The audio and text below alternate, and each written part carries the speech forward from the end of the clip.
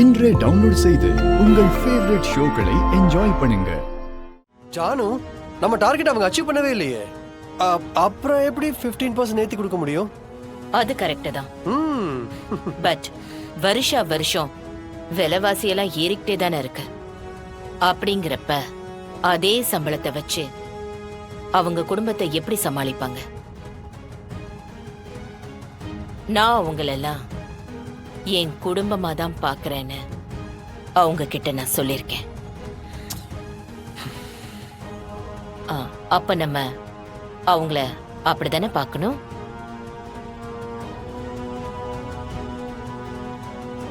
CP, Tamil சொன்னதே இவங்களும் வரிக்கு வரி சொல்லிட்டு இருக்காங்க.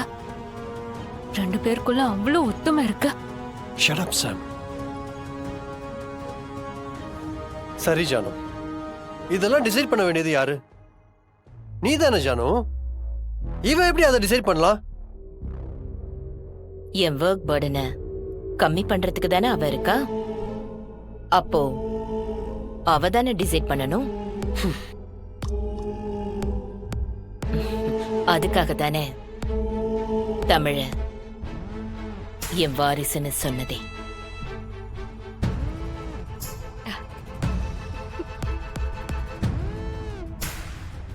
எப்படி தமிழ், என்ன மாதிரியே நீ யோசிக்கிற? எனக்கு ரொம்ப ஆச்சரியமா இருக்கு, சந்தோஷமாவும் இருக்கு. நீங்க நினைக்கிறத செய்யறது தானே என்னோட வேலை ஜனா மேம். நீங்களா இருந்தா என்ன முடிவு எடுப்பீங்களோன்னு யோசிச்சுதான் நான் முடிவு எடுத்திருக்கேன். அதனால அது சரியா இருக்கும்.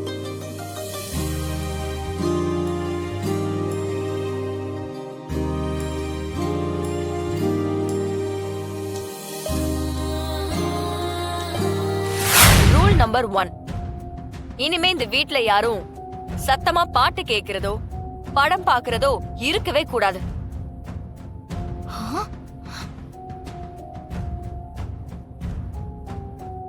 ரூல் நம்பர் 2, ஆளுக்கு ஒரு சமையல் ஆளுக்கு ஒரு டிஷ் எல்லாம் செய்ய முடியாது. முத்தம்மா, நான் ஏற்கனவே உங்ககிட்ட சொன்னல, ஆனா அதை யாரும் ஃபாலோ பண்ற மாதிரி தெரியலையே. மறுபடியும் சொல்றேன், ஒரே சமையல தான் இனிமே எல்லாருக்கும். இத மீறி யாராச்சும் அதை செய் இதை செய்யன்னு சொன்னாங்கன்னா முடியாதுன்னு சொல்லுங்க. அத மீறியும் உங்ககிட்ட வந்து கேட்டாங்கன்னா என்கிட்ட வந்து சொல்லுங்க.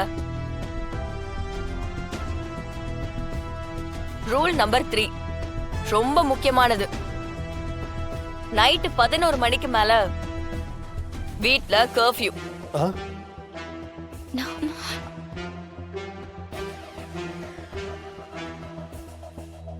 அதுக்கு மேல யாரும் வெளியில போக கூடாது. வெளியில போயிருந்தாலும் அந்த டைம்குள்ள வீட்டுக்குள்ள வந்திருக்கணும்.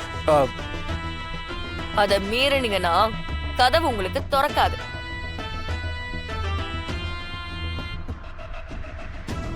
நான் போடுற ரூல்ஸ ஃபாலோ பண்ணலனா அதோட விளைவுகளை சந்திக்க வேண்டியதா இருக்கும். உங்க வரவு செலவு எல்லாத்தையுமே நேரடியா பாதிக்க வைக்கும். மறுபடியும் சொல்றேன், இத யாரு ஃபாலோ பண்ணலையோ அவங்க இந்த வீட்ல இருக்க முடியாது. அது யாரா இருந்தாலும். ஏய், என்ன நீ ரொம்ப ஓவரா பேசிட்டு இருக்க? உன்னோட சர்வாதிகாரத்துக்குலாம் நாங்க அடங்கி போகணுமா என்ன? சர்வாதிகாரமே தான். உங்களெல்லாம் வழிக்கு கொண்டு வர சாதா அதிகாரம் பத்தாது. இத்தனை வருஷமா ஜனாமா உங்ககிட்ட அன்பாவும் சொல்லி பார்த்தாங்க, அதட்டையும் பார்த்துட்டாங்க. ஆனா யாராச்சும் அதை கேட்டீங்களா? கேட்க மாட்டீங்க. சோ என் மெத்தட் தான் சரி.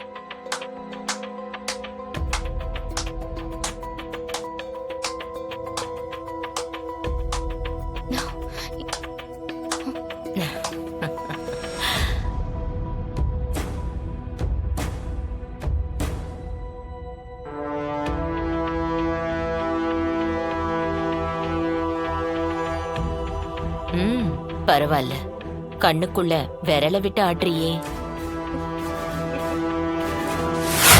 பாரு ஜானு, நீ ஏன் மேல இருக்கிற கோவத்துல இப்படி கண்டவளெல்லாம் வீட்டுக்குள்ள விட்டு தப்பு பண்ணிட்டு இருக்க.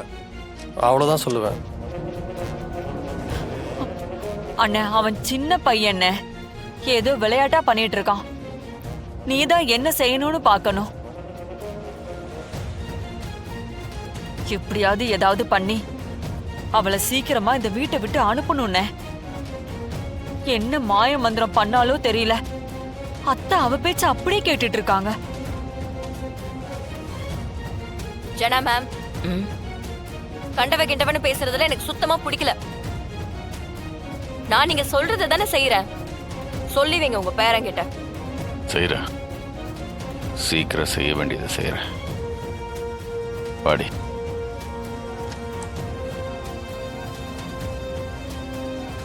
அப்படியா? ஜானு சொல்றதா சரியா? அப்ப நான் ட்ரெஸ் மாத்தும் போது எட்டி பார்க்க சொல்லி ஜானு தான் சொல்லிச்சா வந்துட்டா? ச்சீ, உன்னெல்லாம்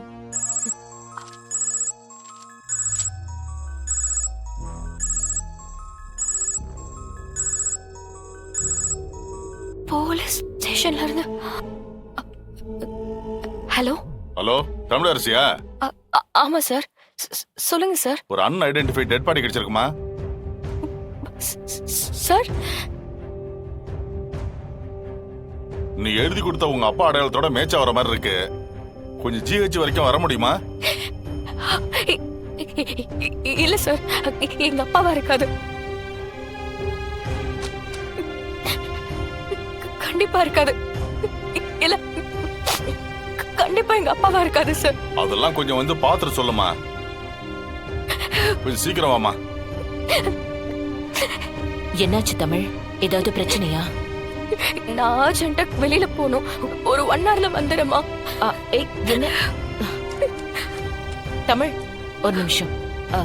சிபி, தமிழ் கூட போயிட்டு வா. நானா? நான் எதுக்கு இவ கூட போகணும்?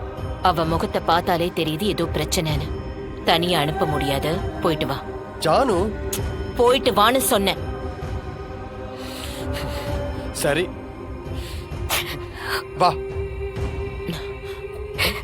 போயிட்டு வா. பாபு, என்னாச்சுன்னு தெரியல. யாருக்கும் எதுவும் ஆயிருக்க கூடாது.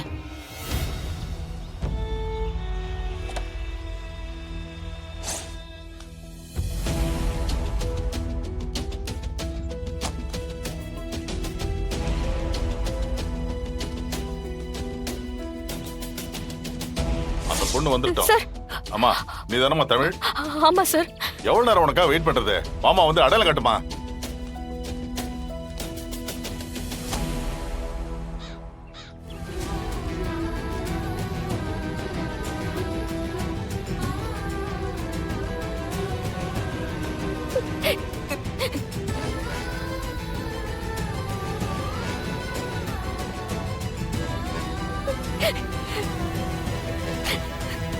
அம்மா, ஏம்மா தயங்கி தயங்கி நிக்கிற? பாருமா. யோ தேரையா,